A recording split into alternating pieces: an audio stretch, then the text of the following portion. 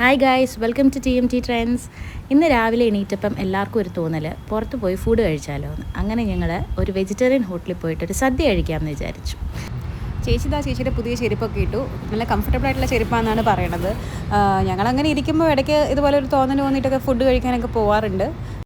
ഇന്ന് നമ്മൾ പോകുന്നത് മദേഴ്സ് വെജ് പ്ലാസ എന്ന റെസ്റ്റോറൻറ്റിലാണ്. അതൊരു വെജിറ്റേറിയൻ റെസ്റ്റോറൻറ്റാണ്.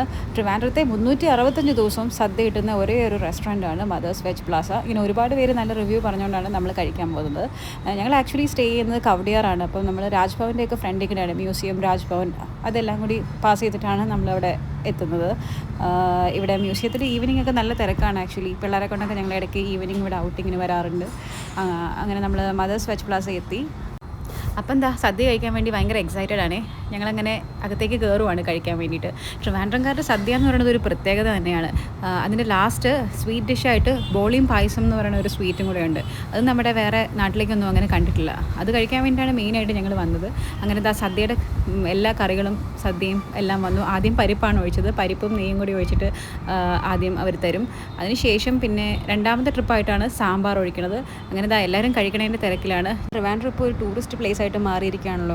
പ്രത്യേകിച്ച് ഈ പത്മനാഭസ്വാമി ക്ഷേത്രത്തിലൊക്കെ വിസിറ്റ് ചെയ്യാൻ വേണ്ടിയിട്ട് ഒരുപാട് നോർത്ത് ഇന്ത്യൻസും ഫോറിനേഴ്സും എല്ലാവരും പല ദിവസങ്ങളായിട്ട് വരുന്നുണ്ട്. അപ്പം അവർക്കെല്ലാവർക്കും ട്രിവാൻഡ്രത്ത് വരുമ്പോഴത്തേനും ഈ സൗത്ത് ഇന്ത്യൻ ഡിഷ് ഒന്ന് എക്സ്പീരിയൻസ് ചെയ്യാൻ വേണ്ടിയിട്ട്, സൗത്ത് ഇന്ത്യൻ താലി മീൽസ് ഒന്ന് എക്സ്പീരിയൻസ് ചെയ്യാൻ വേണ്ടിയിട്ടാണ് ഈ ഹോട്ടലിൽ ഈ 365 ഡേയ്സും ഈ സദ്യ ഇങ്ങനെ കൊടുക്കുന്നത്. ഇന്ന് ഞങ്ങൾ 3 പേരും മാത്രമേ വീട്ടിൽ ഉണ്ടായിരുന്നുള്ളൂ. ബാക്കി എല്ലാവർക്കും കുറച്ച് തിരക്കായിരുന്നു. പിള്ളേരാണെങ്കിൽ പിന്നെ സ്കൂളിലും പോയി.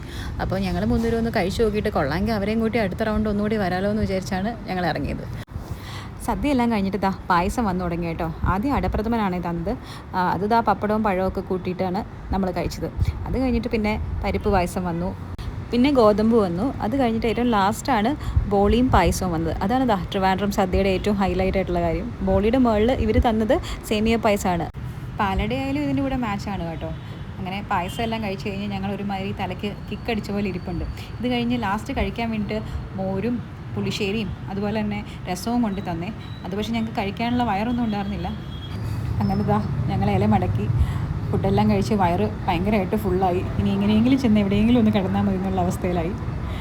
ഞാൻ ചെറുതായിട്ടെടുത്ത് മോരെടുത്ത് കുടിക്കുന്നുണ്ട്. കാര്യം പായസം എല്ലാം കുടിച്ച് അങ്ങനെ തലയ്ക്ക് ഭയങ്കര കിക്കടിച്ച ഫീലിംഗ് ആണ്. അങ്ങനെ ഞങ്ങൾ എല്ലാം കഴിഞ്ഞ് ഇറങ്ങുവാണ് ഇവിടുന്ന്. ഇനി നമുക്ക് വിദഗ്ധരുടെ അഭിപ്രായം ചോദിച്ചാലും. ഫുഡ് അടിപൊളി ഫുഡായിരുന്നു. കൊള്ളാം. ഇഷ്ടപ്പെട്ടോ?